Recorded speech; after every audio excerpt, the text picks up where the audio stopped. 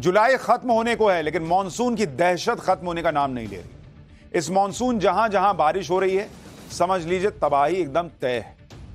पहाड़ों पर बादल फट रहे हैं, नदियां उफान मार रही हैं, रौद्र रूप पर लेकर मैदानी इलाकों में घुस गई हैं। वैसे तो आधे हिंदुस्तान में मौसम विभाग ने अलर्ट जारी किया हुआ है, लेकिन जाता हुआ मॉनसून सबसे ज्यादा महाराष्ट्र और गुजरात में बरस रहा है। अलग अलग शहरों से आई बर्बादी की तस्वीरें देखेंगे तो हिल जाएंगे।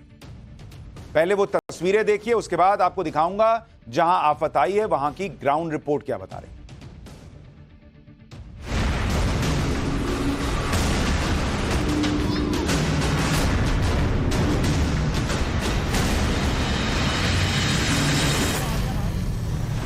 अरे भाई भाई भाई भाई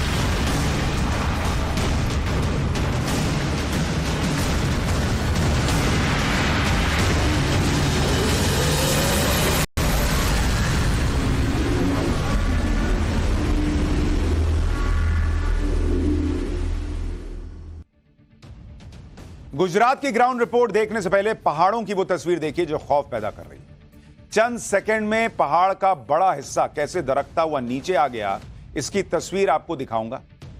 लैंडस्लाइड में पहाड़ के साथ बड़े बड़े पेड़ भी जमींदोज हो गए। तस्वीर देखिए जरा।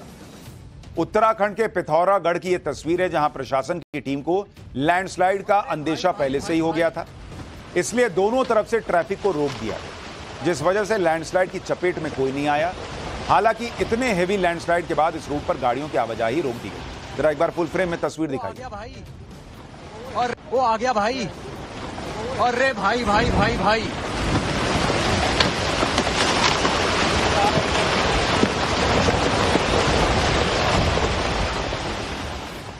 ऐसे मौसम में पहाड़ों पर जाने के लिए इसलिए मना किया जाता है क्योंकि हर साल मानसून में पहाड़ों का यही हाल होता है। केदारनाथ हाईवे पर डोलिया देवी मंदिर के पास लैंडस्लाइड के बाद यात्रा रोक देनी पड़ी, जिससे कई किलोमीटर लंबा जाम लग गया। यह तस्वीर देखिए केदारनाथ के हाईवे की। हिमाचल प्रदेश से आई तबाही की तस्वीरें भी दिखाता हूं। कुल्लू इलाके में बादल फटने के कुछ देर बाद का यह हाल बताया जा रहा है, कैसे पहाड़ों से मलबा नीचे आ रहा है। आप देखिए बादल फट गया वहां भाई। बादल फटने के बाद अचानक इतना पानी आ गया कि धुंधी से पलचान तक बाढ़ आ गई। पलचान में बना पुल भी मलबे की चपेट में आ गया और उसका एक हिस्सा मलबे के साथ बह गया। दूर दूर तक पहाड़ों से आए बड़े बड़े बोल्डर बिखरे हुए दिखाई दिए। बताया जा रहा कि बादल फटने के बाद आए सैलाब में 3 घर भी बह गए। गनीमत रही कि किसी की जान नहीं। अब मनाली की तस्वीर देखिए। बादल फटने के बाद इलाके में भारी बारिश का दौर जारी है, जिसके चलते अंजनी महादेव नाले में सैलाब आ गया। आप देखिए ना क्या हाल है, पूरी सड़क खा गई भाई नदी। बड़े बड़े पत्थर बह गए, मनाली लेह नेशनल हाईवे पर आ गए ये सब, और पत्थरों के सैलाब में हाईवे का बड़ा हिस्सा जो है वो भी बह गया। ये देखिए आधा हो गया हाईवे भाई। ऐसा रौद्र रूप दिख रहा है, और ये रौद्र रूप इसलिए है क्योंकि वहां बादल फट गया। इसके बाद हाईवे को बंद करना पड़ा। हिमाचल के ही चंबा की तस्वीर आपको दिखाता हूं। खूबसूरती के लिए मशहूर चंबा में पहाड़ से जब झरना ओवरफ्लो होने लगा तो सड़क से गुजर रहे लोगों की सांसें अटक गई। लगातार बारिश के बाद झरने का पानी बड़े बड़े बोल्डरों के साथ सड़क पर आने लगा, जिसके बाद घंटों तक दोनों तरफ का ट्रैफिक यूं ही रुका रहा। कहा जा रहा है कि इस बार हिमाचल में कम बारिश हुई है। सोचिए कम बारिश में पहाड़ों का यह हाल है। अगर यहां मानसून ने रफ्तार पकड़ ली होती तो भैया क्या ही हुआ होता। मानसून में पहाड़ों पर अलग दिक्कतें हैं, लेकिन इस बार गुजरात में मानसून ने जो आफत मचाई है बॉस, उसका अंदाजा तो शायद मौसम विभाग को भी नहीं था। यह गुजरात का हाल देखिए। भारी बारिश के चलते सूरत शहर का सूरत हाल ही बिगड़ गया। लगभग सभी इलाकों में 3 से 4 फीट तक पानी भरा हुआ है। पिछले 24 घंटे में 5 इंच से ज्यादा बारिश हो चुकी है, जिसके चलते नदियां ओवरफ्लो हो गई। पानी शहर में घुस गया सूरत में। बताया जा रहा है कि करीब 1 लाख लोग प्रभावित हुए हैं। दुकानों और घरों में पानी भर गया है। सड़कों पर नाव चल रही है। सूरत से एक ग्राउंड रिपोर्ट देखिए। सूरत का मीठी खाड़ी लिंबायत इलाका जो सबसे ज्यादा प्रभावित है, और हालात ये हैं कि गलियों में नाव के अलावा कोई और उपाय नहीं है कि आप यहां पर आ सकते हैं। आप जरा तस्वीर दिखाइए, इस तरफ की तस्वीर दिखाइए। देखिए जो लोग हैं वो अपने घर से निकल रहे हैं क्योंकि उनके घर में पानी ने घर कर लिया है। लोग सही ठिकाना ढूंढ रहे हैं, ऐसा ठिकाना जहां कम से कम वो अभी कुछ दिनों के लिए आश्रय ले सकें। और आप ऊपर देखेंगे जो ऊपरी मंजिल है वहां पर लोग जैसे तैसे गुजर बसर कर रहे हैं। आप इस तरफ देखेंगे, पीछे की तरफ जरा एक बार पीयूष अगर दिखा सकते हैं तो दिखाइए। हम इस वक्त बोट में सवार हैं और हम गलियों से गुजर रहे हैं। ये कोई नदी नहीं है बल्कि यहाँ की जो नदी है, खाड़ी नदी, उस नदी ने इस पूरे इलाके को एक पूरा नदी का रूप दे दिया है, क्योंकि वो नदी पूरी तरीके से ओवरफ्लो है और उसका पानी अब रिहायशी इलाके में घुस चुका है।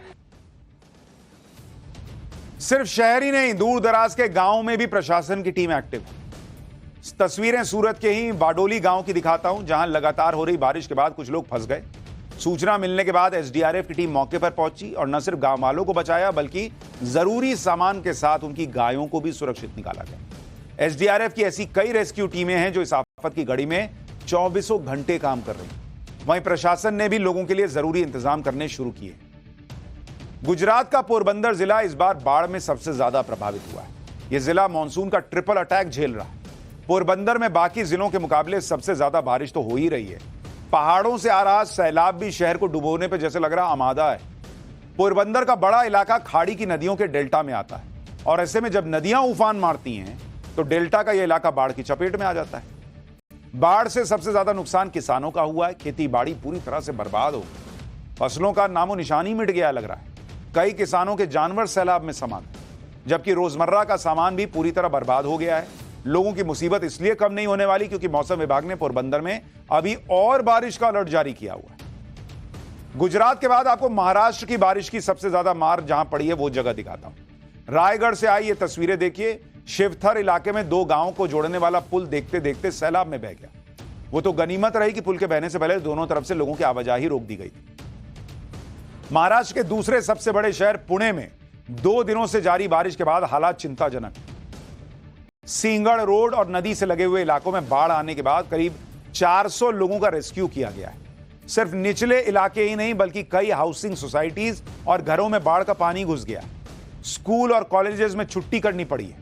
जगह जगह गाड़ियां पानी में डूबी नजर आ रही हैं। यह पुणे का हाल बता रहा हूं। लोगों को एहतियातन घरों में ही रहने की हिदायत दी गई है। पुणे में हालात यह हैं कि शहर के कई जगहों पर नाव चल रही है। भाई आप देखिए, एक महिला ने प्रशासन की अपील को अनदेखा किया तो वो मुसीबत में फंस गई। अंडरपास के नीचे पहुंचते ही गाड़ी पानी में कागज की तरह बहने लगी। गनीमत रही कि जहां कार डूबी वहां पानी ज्यादा नहीं था और महिला की जान बच गई। ओंकारेश्वर मंदिर का हाल भी देखिए। जहां रोज भक्तों की भीड़ लगती थी, जहां कदम रखने की जगह नहीं होती थी, वहां अब पानी का कब्जा है। मंदिर में बाढ़ का पानी घुसने के बाद दर्शन पर रोक लगानी पड़ी। पुणे के लोगों को सबसे बड़ा आसरा रेस्क्यू टीम का है।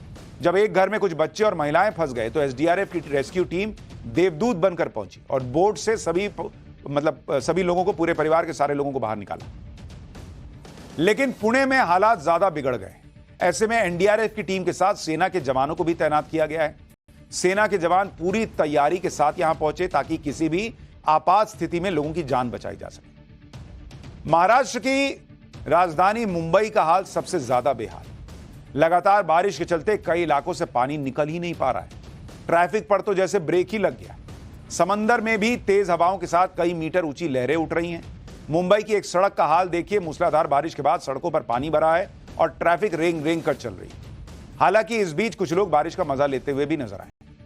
मुंबई का अंधेरी सबवे पिछले करीब 5 दिनों से इसी तरह से बंद है। बीएमसी की टीम मोटर से पानी निकालती है, लेकिन बारिश के चलते सबवे खाली ही नहीं हो पा रहा। एहतियात के तौर पर पुलिस के जवानों को यहां तैनात कर दिया गया है ताकि कोई अंदर फंस न जाए।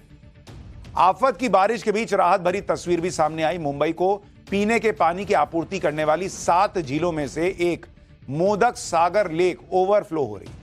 मुंबई में पीने का पानी एक बड़ी समस्या है। ऐसे में इस लेक के ओवरफ्लो होने का मतलब है कि मुंबई को आने वाले कुछ दिनों तक कम से कम पीने के पानी की समस्या से तो नहीं जूझना पड़ेगा। ठाणे के भिवंडी की तस्वीर भी दिखाता हूं। भारी बारिश के बाद पूरा का पूरा बाजार यहां पर वो पानी से भर गया। सब्जी मंडी में घुटनों तक पानी भर गया।